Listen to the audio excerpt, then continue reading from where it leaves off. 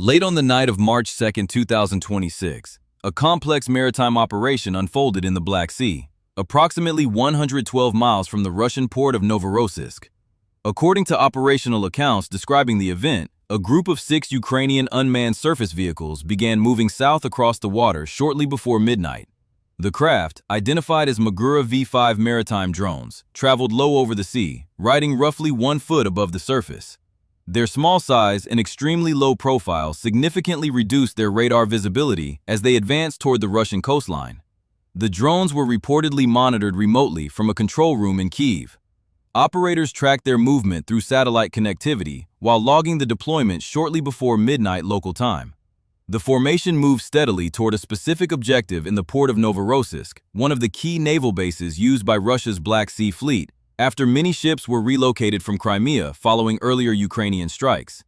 The reported target of the operation was the Russian minesweeper Valentin Pikul, a Project 266M Aquamarine-class vessel. Though visually modest and older compared with modern warships, the vessel plays a critical operational role. Minesweepers of this class are designed to clear naval mines along maritime routes using specialized hull construction, acoustic protection systems, and mine detection equipment capable of operating hundreds of feet below the surface. Military analysts frequently describe minesweepers as essential support vessels because they allow fleets to safely exit and enter harbors when naval mines are suspected. Without them, larger warships face the risk of striking explosive devices planted in shipping lanes or near harbor entrances. According to the operational narrative surrounding the incident, the Valentin Pikul had become particularly important for Russian naval activity after Ukraine reportedly deployed sea mines along potential exit routes used by the Black Sea Fleet. After Ukraine's earlier attacks forced several Russian vessels to leave Sevastopol in Crimea, Novorossiysk became an increasingly important base for the fleet. From there, minesweeping operations were required whenever Russian naval forces attempted to maneuver through potentially mined waters. In this context, the minesweeper was described as a critical gateway vessel responsible for clearing safe passage. The reported operation appears to have been prepared over a prolonged period. Intelligence monitoring allegedly included tracking docking schedules, analyzing harbor routines, and identifying moments when coastal defenses might be less alert. The drones were launched during a calm night when the minesweeper was believed to be moored at a location considered accessible from the sea. As the unmanned craft advanced across the Black Sea, the environmental conditions reportedly worked in their favor. Radar systems monitoring coastal waters often struggle to distinguish small objects close to the sea surface, because wave reflection scatters signals into what specialists call sea clutter. In radar engineering, this phenomenon occurs when reflected energy from waves and surface ripples creates noise that hides small targets. Because the drones remained extremely low above the waterline, their radar signature blended into this background interference. On monitoring screens, such objects may appear briefly before disappearing again among numerous other reflections. This made stable target identification difficult and allowed the formation to move closer to the port without triggering immediate defensive responses. Several hours after deployment, the drones had traveled dozens of miles across open water. During this period, Russian radar systems reportedly showed little reaction. Observers attributed this not to chance, but to the physical limitations of radar detection in heavy sea clutter environments. However, the approach was not entirely uncontested. As the formation moved closer to the coastline, operators monitoring the drones observed the appearance of a Russian patrol vessel approaching from the west. The boat was moving at roughly 23 miles per hour while scanning the water with searchlights. To avoid detection, the drone formation adjusted its movement. According to the operational description, several of the drones slowed dramatically and remained almost motionless on the water's surface, while others maneuvered to create distance from the patrol vessel's route. Their low profile allowed them to resemble floating debris or driftwood when viewed from a distance. The patrol boat reportedly passed within a relatively short distance of the drones without identifying them as hostile targets. For a brief moment, it appeared the drones had successfully avoided contact. Yet the situation remained uncertain as the vessel changed direction and began moving toward the area where some of the unmanned craft were located. At this stage, operators faced a critical decision point. Launching an attack prematurely could reduce the chances of reaching the intended target inside the port. Continuing on the planned course risked exposure if the patrol vessel detected the drones at close range. The operators reportedly chose to hold their position and minimize the drone's visibility rather than initiating the strike early. As the patrol boat closed the distance, searchlights swept across the water repeatedly. Despite this, the drones remained undetected. Their extremely low position above the waves allowed them to blend with the surrounding surface conditions. Eventually, the patrol vessel completed its maneuver and moved away from the area, leaving the drones still intact and on course toward the harbor. With the immediate obstacle gone, the unmanned craft accelerated again and resumed their approach toward Novorossiysk. By this stage of the operation, the drones had covered a significant portion of the distance to their destination. Their route placed them on a direct path toward the port and the vessels moored there, setting the stage for the next phase of the attack that would unfold in the early hours of the morning. In the early hours of March 3rd, the unmanned surface vehicles continued advancing toward the port of Novorossiysk as Russian defenses began to react to signs of activity offshore. According to operational descriptions of the incident, the 6 drones accelerated after avoiding the patrol vessel and moved at speeds exceeding 40 knots, committing fully to the approach phase of the mission. As the drones increased speed, their wakes became more visible on the water surface. Though small, the disturbance in the sea created detectable thermal traces that could be observed by coastal infrared monitoring systems. These sensors are designed to detect heat signatures and motion patterns over the water, often used to identify fast-moving vessels or other anomalies near sensitive maritime infrastructure. Shortly after 2:15 a.m., operators in Russian coastal monitoring stations reportedly noticed unusual heat signatures approaching from the east of the port. At first, the signal was uncertain. Such detections can be caused by a range of objects, including small boats, floating debris, or marine animals. However, the shape and speed of the signatures match patterns previously associated with Ukrainian sea drones. As the situation developed, Russian forces initiated a rapid response. A Ka-27 helicopter stationed nearby was ordered to take off and conduct a reconnaissance and interception mission. The Ka-27 is a naval helicopter widely used by the Russian Navy for anti-submarine warfare, search operations, and maritime patrol duties.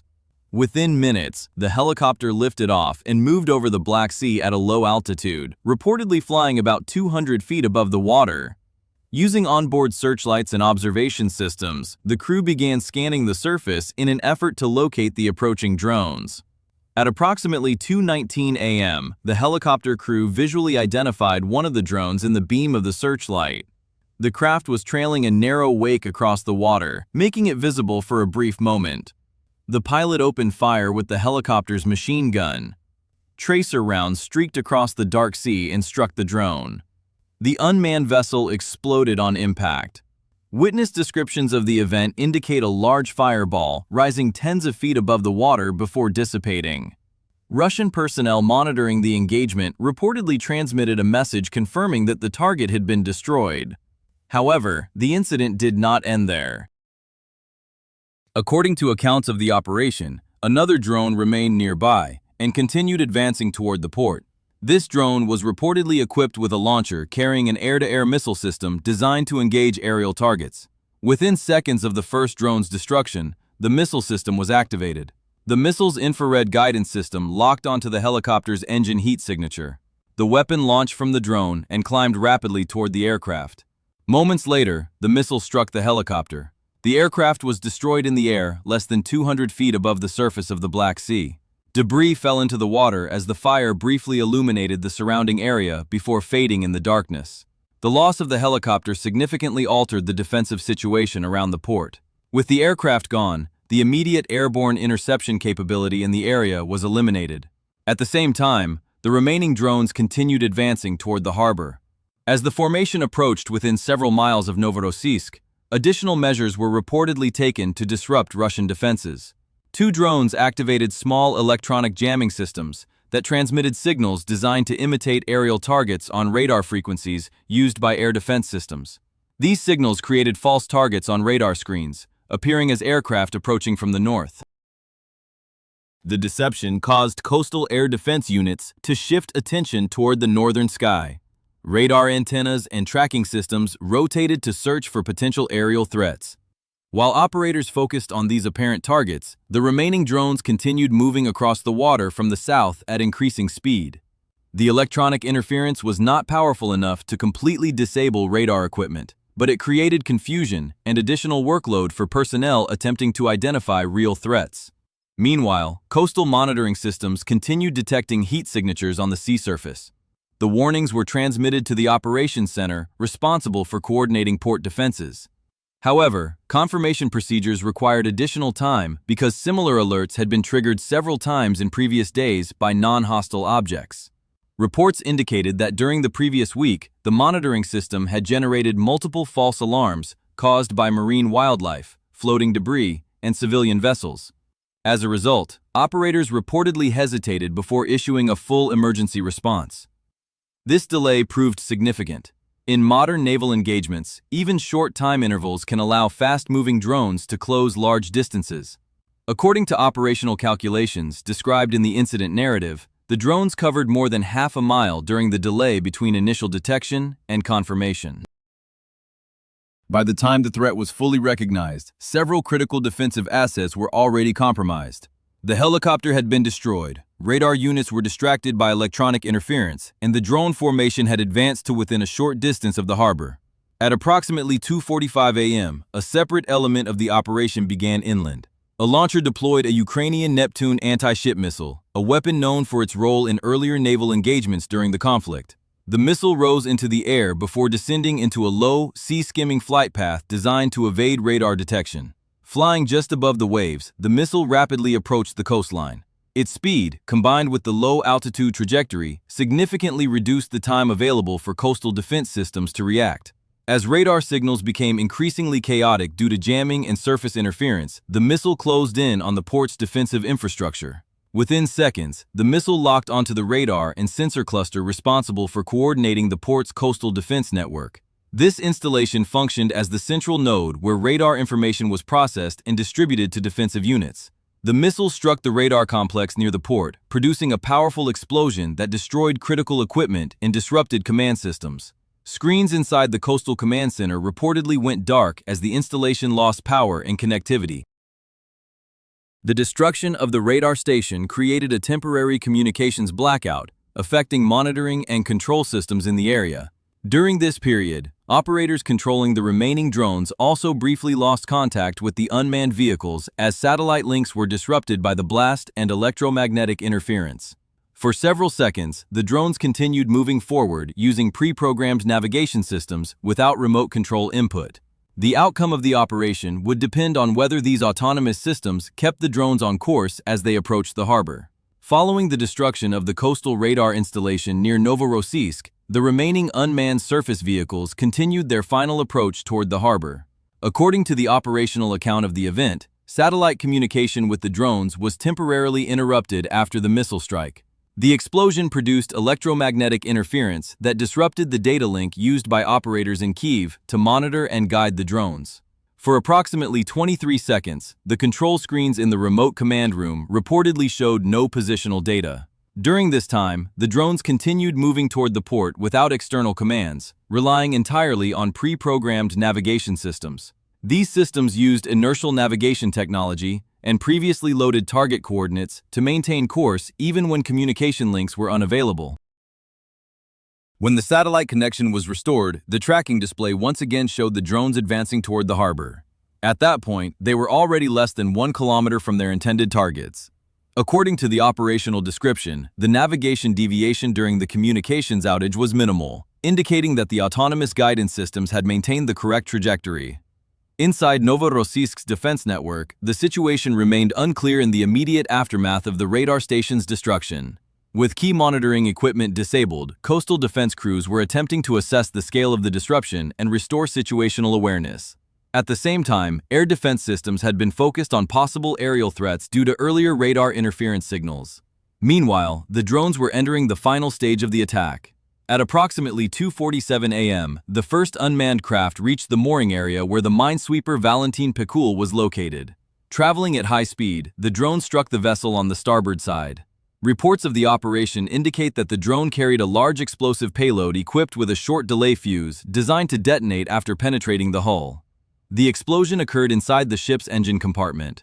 Because the blast was internal rather than external, the damage spread rapidly through the structure of the vessel. The shock wave disrupted mechanical systems and electrical equipment. Secondary explosions were reported as fuel systems were affected, sending flames and debris into the air above the harbor.